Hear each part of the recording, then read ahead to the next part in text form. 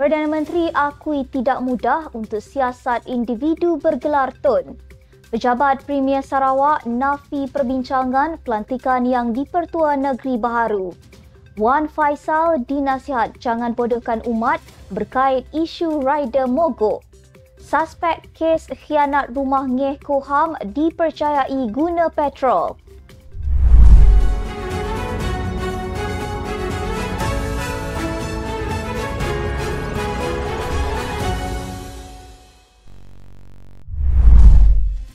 Bismillahirrahmanirrahim. Assalamualaikum warahmatullahi wabarakatuh. Salam Malaysia Madani. Bersama saya Asma Ismail dalam Netstep News edisi pagi 22 Januari 2024 bersamaan 11 Rejab 1445 Hijrah. Sebelum itu jangan lupa untuk subscribe YouTube Netstep TV dan follow Facebook Netstep Malaysia.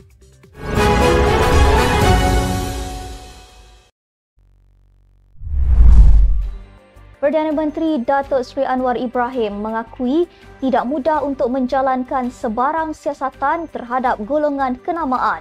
Justru beliau meminta rakyat menyokong usaha kerajaan dalam menyiasat golongan atasan termasuk individu yang bergelar tun berhubung kecurian dana kerajaan.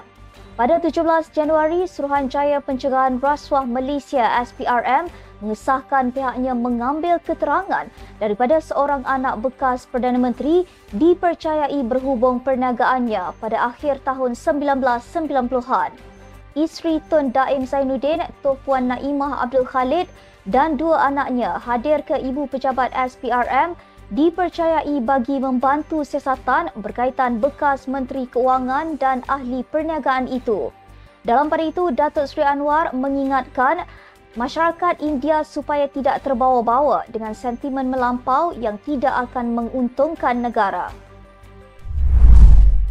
Bekas Menteri Datuk Seri Saleh Said Keruak negaskan tiada warga negara atau keluarga seharusnya menjadi lebih kaya daripada negara. Itu kerana individu atau keluarga itu kemudiannya boleh memberi pengaruh yang tidak wajar terhadap negara dan takbir urusnya.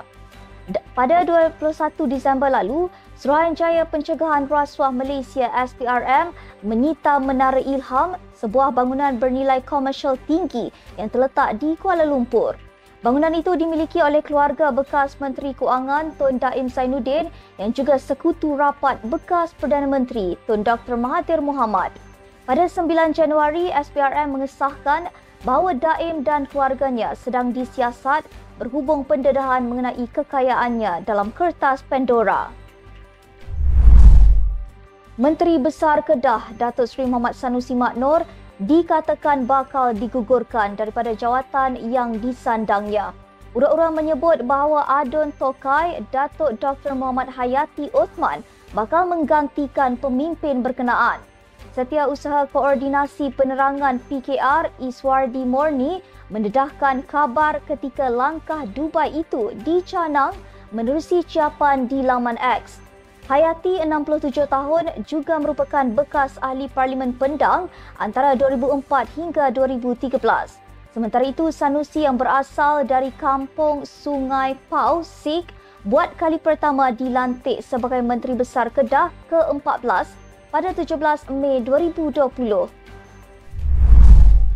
Pejabat Premier Sarawak menafikan terdapat perbincangan mengenai pelantikan yang di-Pertua Negeri Baharu dijalankan di Dewan Undangan Negeri Dun Sarawak.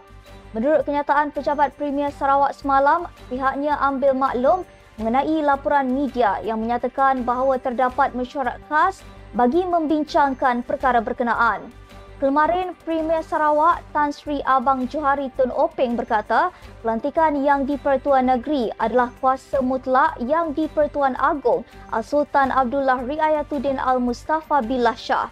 Baru-baru ini dilaporkan Speaker Dewan Negara Tan Sri Dr. Wan Junaidi Tuanku Jaafar melepaskan jawatannya dan sedang bersiap sedia untuk menyandang jawatan yang di-Pertua Negeri Sarawak bagi menggantikan Tun Abdul Taib Mahmud.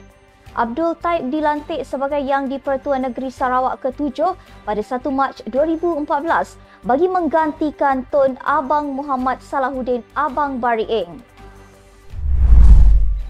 Ahli Parlimen Machang Wan Ahmad Faisal Wan Ahmad Kamal diingatkan supaya tidak terus memperbodohkan orang awam dengan mendakwa syarikat Grab Taxi Holdings berada di bawah Kementerian Keuangan MOF.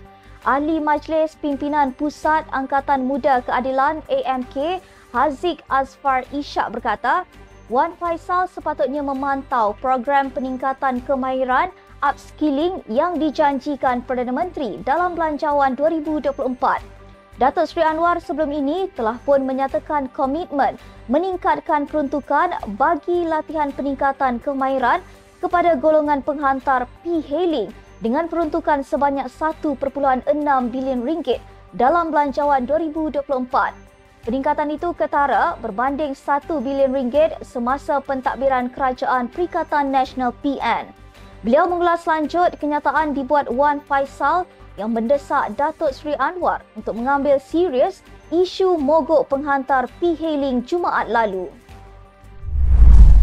Pengesahan awal mendapati bahan bakar yang digunakan suspek kes khianat api di kediaman Ahli Parlimen Beruas Datuk Ngeh Koham pada awal tahun ini adalah daripada petrol. Menurut Ketua Polis Perak, Datuk Seri Muhammad Yusri Hassan Basri, pengesahan itu telah dibuat pihak bomba pada 18 Januari lepas dan pihaknya masih menunggu laporan rasmi daripada Jabatan Bomba dan Penyelamat JBPM Perak. Katanya, surat laporan rasmi akan dihantar kepada pihak polis dalam masa terdekat. Seramai 11 individu telah dirakam keterangan bagi membantu siasatan kes di bawah Seksyen 435 Kanun Keseksaan yang membawa hukuman penjara maksimum 14 tahun dan denda. Terdahulu dalam kejadian awal pagi 10 Januari, rumah Ngeh dipercayai dilontar dengan molotov cocktail menyebabkan kebakaran yang memusnahkan sebuah kereta miliknya, manakala 2 kenderaan lagi mengalami kerosakan. Bekas Menteri Undang-Undang Zaid Ibrahim mendedahkan bahawa Lembaga Tata Tertib Majlis Peguam Malaysia telah membebaskan beliau dan rakan kongsi firmanya daripada sebarang pelanggaran Akta Profesyen Undang-Undang LPA atau salah laku etika. Difahamkan ia berhubung rayuan terakhir bekas Perdana Menteri Najib Razak dalam kes rasuah SRC International di Mahkamah Persekutuan pada 2022. Katanya, lembaga disiplin yang diketuai oleh Hakim Rohana Yusof semalam telah membebaskan dirinya, Lim Teck Huat dan M. Ruben daripada sebarang pelanggaran LPA atau salah laku etika seperti yang didakwa oleh Presiden Majlis Peguam Karen Chiah sebelum ini. Sebelum ini dilaporkan bahawa lembaga tata tertib itu telah mengeluarkan surat kepada Zaid pada Januari tahun lepas untuk menunjukkan sebab atas dakwaan salah laku pada peringkat terakhir rayuan Najib dalam kes SRC. Zaid pada masa itu berkata, lembaga itu yang merupakan badan bebas yang dibentuk untuk menyiasat dan menghukum peguam atas kesalahan profesional diberi tempoh sebulan untuk memberikan penjelasan. Sekian sahaja untuk edisi pagi ini. Ikuti perkembangan semasa isu-isu panas politik Malaysia setiap hari hanya di Netstep News. Jangan lupa untuk follow Facebook Netstep Malaysia dan subscribe YouTube Netstep TV. Netstep Malaysia menjangkau informasi mengorak inspirasi.